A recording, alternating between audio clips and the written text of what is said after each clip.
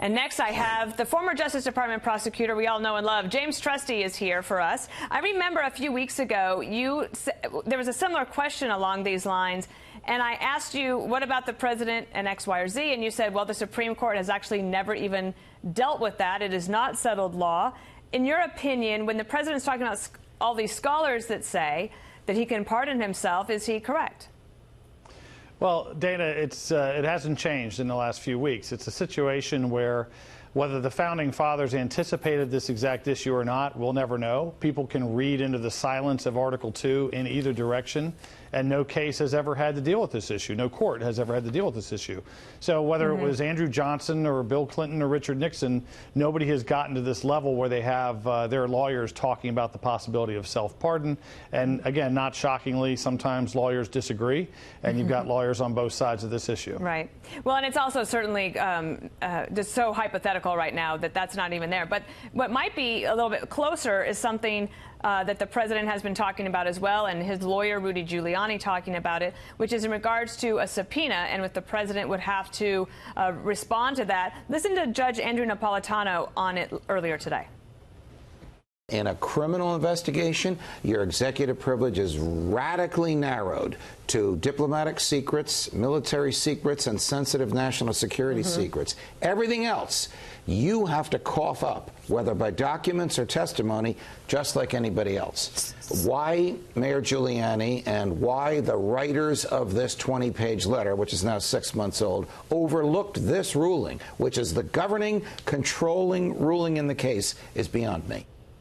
So this actually is something I think that Rudy Giuliani's been talking a little bit more about. He says his client, the president, does want to take questions from Robert Mueller. You and other lawyers have said, I don't think that would be a good idea, not what you would advise your client. But at the end of the day, the client is going to decide what the client decides. On this issue of being compelled to testify, has that been settled by the courts? Well, I think the judge is right that on the grounds of executive privilege, it's very narrowly drawn, kind of favors the ability of the chief executive to not talk about national security issues that should remain private.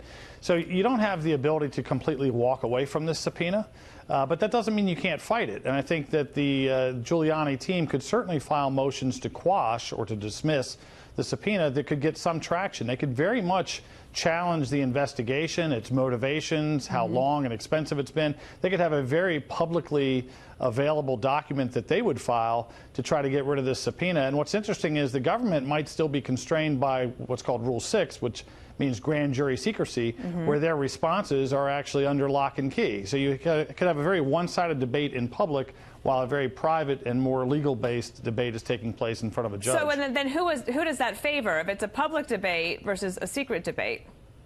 Well, if it's a public debate and you're the only side swinging publicly, it's going to be pretty nice, right?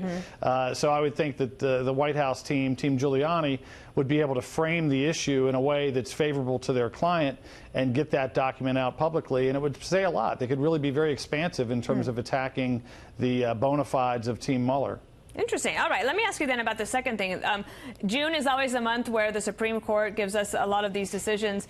This issue about the cake baker has been one that people were hoping that there would be some clarity on the issue. The ruling was 7-2, which is not narrow, as some had described it, but it actually was a decision that was actually fairly narrow and doesn't answer all of the questions. How did you read it? I think that's right. I mean, the bottom line, Dana, is Justice Kennedy is very obviously grappling with two competing notions: the tension between making people be respectful of those who they may differ with, of the government making people more tolerant, but also the government not railroading deeply held religious beliefs. And so that's the tension, and everybody was looking to see if this cake case was going to kind of decide which ones of those competing interests wins, and it really doesn't, because the case comes down to very much its own facts.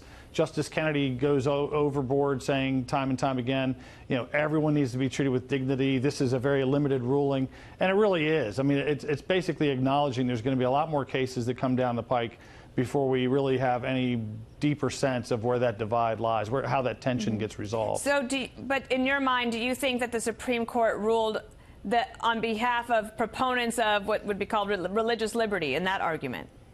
Well, mildly so, but again, it's really not as much of a big policy call as it was limited by the facts. The facts of the case included the fact that the commission, the government, was very heavy-handed, where they were very dismissive of religious beliefs from the get-go, where they were somewhat hypocritical. They ruled in favor of a baker who refused to have anti-gay slurs on his cakes. So at the end of the day, the court basically said, look, you're being inconsistent when you respect moral convictions. You are wanting to have your cake and eat it too, and we don't respect that in terms of the First Amendment allowing governments to act that way. One last question, then. We only have about 45 seconds left. There are rumors in Washington, D.C., and I'm up here in New York, so you tell me if you've heard these rumors, that Justice Kennedy is thinking of retiring and that announcement could even come before the end of this month. That would be significant for the court, for President Trump, for Americans everywhere. What do you think might happen? Well, I think there's more rumors about the Caps game tonight, but down here. But I do think that it's fair game to start speculating about a number of justices. There has been talk about Justice Kennedy historically. I don't have any sort of inside track to that, but he's been a swing vote on a lot of important cases. And so I think it'll be a very important moment if he decides to step down and we go through this process with the president nominating someone who can get through the Senate. It's going to be, no matter what the bona fides, no matter what the actual merits are, that's going to be a huge pitched battle, I'm sure. Well, I know you're a big Caps fan. I know there's a big game 4 tonight, so good luck with that one. James Trusty, thank you. Thanks.